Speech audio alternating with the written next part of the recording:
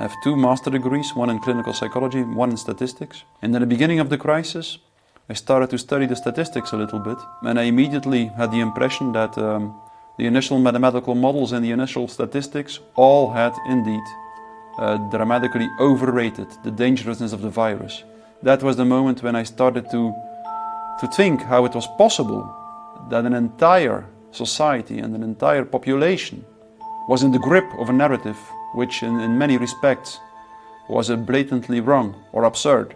After a few months it became clear to me that the only mechanism that could explain what was happening in society was what is usually referred to as mass formation.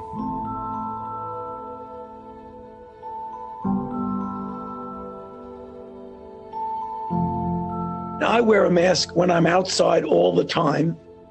I even run with a mask on.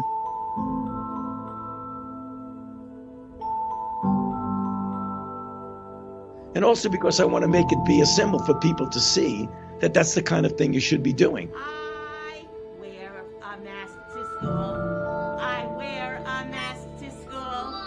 Hi ho the Dario. I wear a mask to school. Sweden's with 0 new COVID cases, despite the country dropping the mandatory wearing of masks.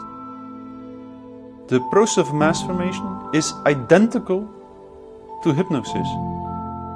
An individual that is in the grip of a process of mass formation typically becomes radically blind for everything that goes against the narratives where the masses or the group believes in. They seem to have lost all interest in the things that were important to them before the mass formation started, which make them radically willing to self-sacrifice, to sacrifice themselves for the collective. Obviously, you don't like to tell people what to do, but sometimes for the good of society, that's necessary. They become radically intolerant for dissonant voices.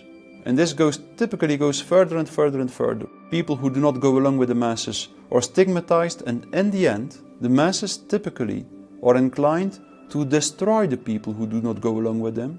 And they do so as if it is an ethical duty to do so. That's something that was observed in all major examples of mass formation in history. Whether we are talking about the Crusades or the witch hunts or the French Revolution or the Soviet Union or Nazi Germany, in all the major mass formations, we notice the same end point of the process, namely the tendency to commit cruelties, usually to destroy the people who do not go along with the masses, and that it is exactly that what makes the process so dangerous. This is becoming a pandemic of the unvaccinated. The people who are not getting vaccines, it's time to start shaming them. Because frankly, we know that we can't trust the unvaccinated. F them, f their freedom. I want my freedom to live. No, screw your freedom. You're a schmuck for not wearing a mask. We have to stop coddling the morons who will not get the shot. Shame on you. No mask, get out! Put on your mask or get off. Put your fucking mask on! Put your mask on! I want to go a little bit deeper into the idea that COVID gave people meaning. What gives meaning to the masses and to the individuals that are in the mass formation is just the collective heroic battle with the object of anxiety. A mass formation typically emerges in a society when very specific conditions are met. First and for all, the most central condition is a major part of the population needs to feel lonely. That's crucial. Breaking news, stay at home. That is the order tonight. We must enact an immediate stay-at-home order. We're going to go visit Mom. I'm going to bring the home family to see Mom. No. We all need to stay home. Stay at home. Stay home. Stay home. Stay inside. Stop socializing. If that's starting to take a toll, it's understandable. But we can't afford to stop now. Go home and stay home. Once people feel disconnected from their environment, they will typically start to experience a lack of meaning making in life.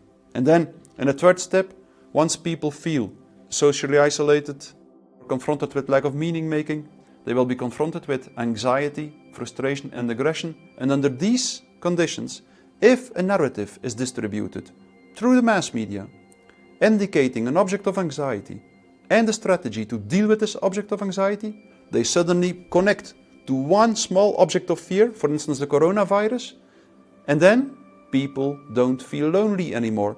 They feel connected again. But the new kind of social bond is highly problematic, just because the bond is never between individuals. It's always a social bond between individuals and the collective, through which an individual shows that its own individual interests are less important than the collective interests. You are not doing this for yourself. It's so you don't kill other people. If you don't take it for yourself, you will take it for your family.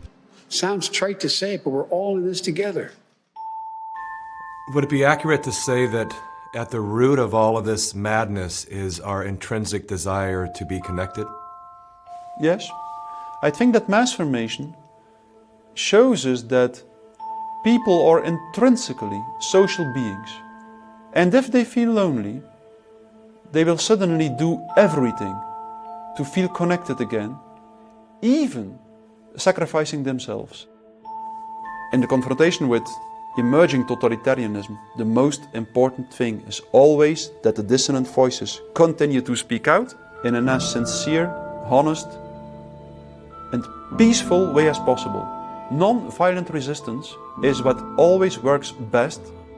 It's a bit cynical, but it is in the end good news, that mass formation and totalitarianism always destroys itself in a relatively short time span. If the people who do not go along with the system continue to speak out, they will succeed.